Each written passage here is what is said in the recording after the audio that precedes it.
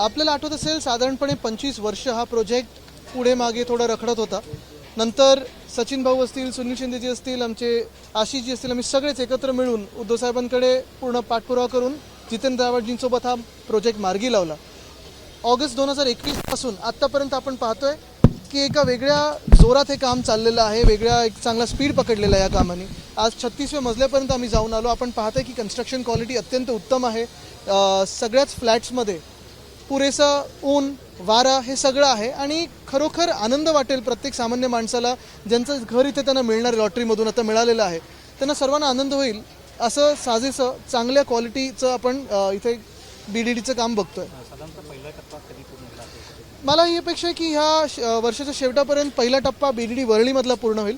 इथे आपण पाहिलं असेल थोडा प्लॅन बदलल्यानंतर अंडरग्राऊंड कार पार्क काढल्यानंतर काम झपाट्याने वाढत चाललेलं आहे. तसंच आता पुढे आम्ही नामजोशीला जाणार आहोत. तिथे आता प्लिंथ लेवलपर्यंत आलेलं आहे.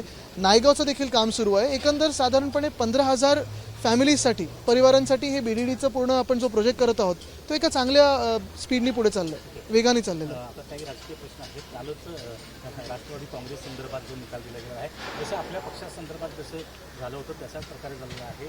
अजित पवार यांच्याकडे राष्ट्रवादी काँग्रेसचा पक्ष आणि चिन्ह दिलं गेलं आहे. आम्हाला वेगळं काही अपेक्षित नव्हतं. आपण पाहताय इलेक्शन कमिशन हल्ली फ्रॉड असं झालेलं आहे.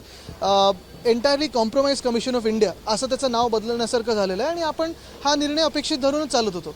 तरी देखील जनता ही आमच्यासोबत उभी आहे. महाविकास आघाडी आणि इंडिया अलायन्ससोबत उभी आहे. आपण पाहताय जनतेचं प्रेम अजूनही आणि संपूर्णपणे हे आमच्या पाठीशी आहे. कारण आम्ही प्रामाणिकपणे काम करतो. पक्ष फोडायचे, पक्ष चोरायची कामं आमच्या हातून होत नाहीत. परंतु यामुळे एक प्रकारचं लोकशाही कारण ज्या स्वायत्त संस्था आहेत त्याच्यावर नाही, लोकशाही आपल्या देशात राहिली का हा प्रश्न मी मागच्या वर्षापासून उचलतच आहोत.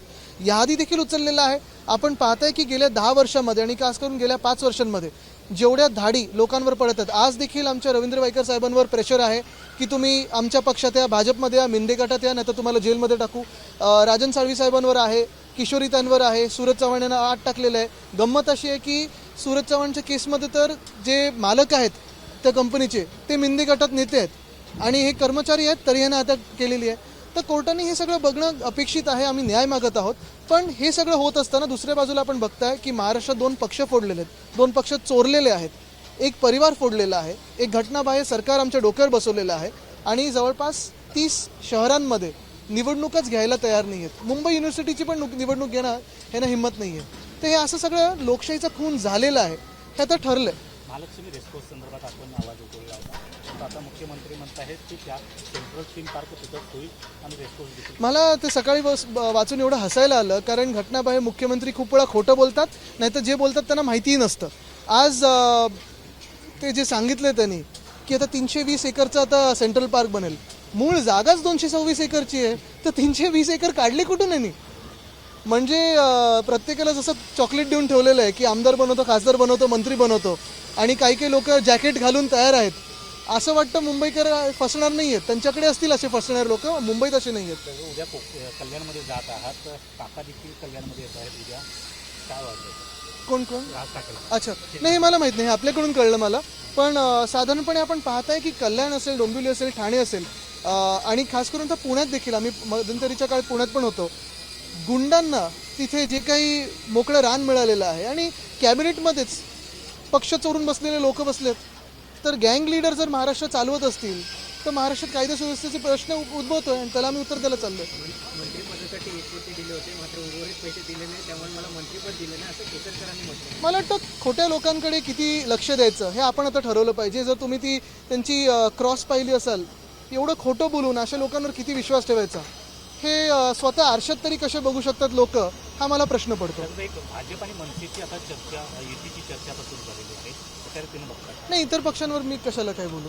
आपण पाहताय आमची जी काही नाळ आहे ती जनतेशी आहे, युती आमची जनतेशी जोडली. हिंदी में जानना चाहेंगे कल इलेक्शन कमीशन का जिस तरह से रिजल्ट आया है, क्या कहना चाहेंगे उसके बारे में? जब इलेक्शन कमीशन जैसी एक संस्था फ्री एंड फेयर होनी चाहिए, वो ऐसे पक्षपात करती है, लोकशाही का खून करती है, लोकतंत्र का खून करती है, तो डर इसी बात का होता है जनता को कि हमारे देश में लोकतंत्र रहा है कि नहीं रहा है.